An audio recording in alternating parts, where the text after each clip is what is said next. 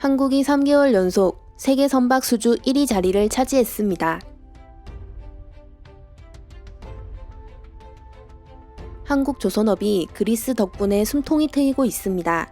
11일 영국 조선 해운시황 분석기관 클락슨 리서치에 따르면 올해 들어 한국에 가장 많이 발주한 국가는 그리스로 총 18척을 발주했습니다. 이는 올해 국내 전체 수주량의 20.7%를 차지합니다. 조선해운 전문 매체 트레이드 윈즈 등의 외신과 업계에 따르면 그리스 해운 재벌인 알라푸조스가 운영하는 키클라데스 선주사와 또 다른 선사 에반겔로스 피스티올리스는 지난달 한국조선해양에 30만 톤급 초대형 원유 운반선을 각각 2척씩 발주했습니다. 발주 규모는 4,200억 원에 달합니다. 그리스 액체화물 운반선 전문선사 판테온도 지난달 삼성중공업에 수에즈막스급 탱커 2척을 발주했습니다.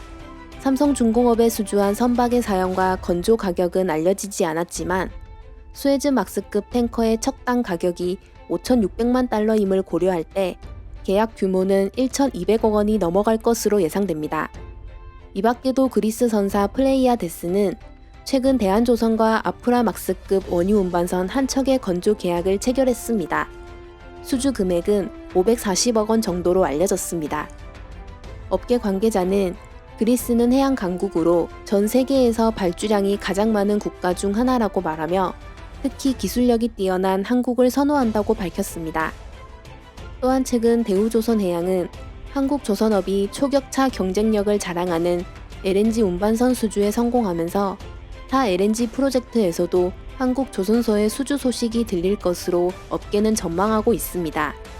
최근 대우조선해양은 유럽 지역 선주로부터 LNG선 6척을 수주했는데 수주한 LNG선 6척은 쇠빙 LNG 운반선이 유력한 것으로 알려졌습니다.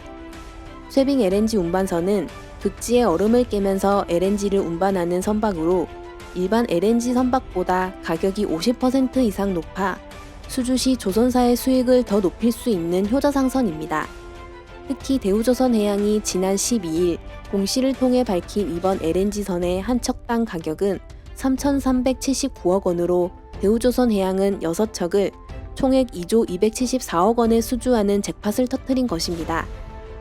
대우조선해양이 정확한 선주와 선종을 밝히지는 않았지만 가격과 수주 시기로 유추해보면 이번 LNG선은 러시아 LNG 프로젝트인 아틱 LNG2 사업에 투입될 것으로 추측됩니다. 삼성중공업도 동일한 프로젝트에서 러시아 현지 조선사인 즈베즈다 조선소와 함께 5척의 쇠빙 LNG선을 수주했는데 현재 업계에서는 쇠빙 LNG선 10척의 추가 수주 소식이 나올 것으로 전망하고 있습니다. 모잠비크 LNG 프로젝트에서도 현대중공업 그룹과 삼성중공업의 LNG선 수주 소식이 올해 안에 나올 것으로 기대되는 상황입니다. 조선업계 관계자는 한국조선사의 러시아와 모잠비크발 LNG선 수주 소식은 예전부터 업계에서 나온 이야기이며 조만간 수주 소식이 나올 것으로 예상된다며 현재 조선업계의 현황이 신종 바이러스 사태로 좋지 않으나 LNG선에서 수주 릴레이가 시작된다면 상반기보다는 나은 실적을 하반기에 올릴 수 있을 것이라고 덧붙였습니다. 또한 사우디아라비아에서 10척, 싱가포르에서도 7척을 국내 조선 업체들에게 발주한 것으로 집계됐습니다. 이렇게 국내에 잇따른 선박 발주가 이어지자 올 상반기 수주 가뭄을 겪었던 한국의 조선업계는 하반기에 릴레이 수주가 계속될 것이라 기대하고 있습니다. 또한 올 6월까지 중국에 밀렸던 한국의 조선업은 잇따른 발주에 힘입어 올해 3분기 수주량이 중국의 수주량을 큰 격차로 따돌리며 1위 자리를 되찾았습니다.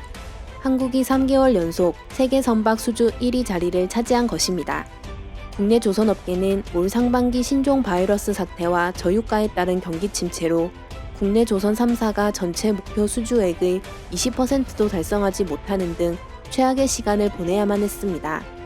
하지만 하반기에 들어서면서 중동과 아프리카에서도 고부가 가치 선박을 대규모로 발주하겠다는 계획이 나왔고 이에 국내 조선사들이 조금씩 활력을 되찾고 있는 상황입니다.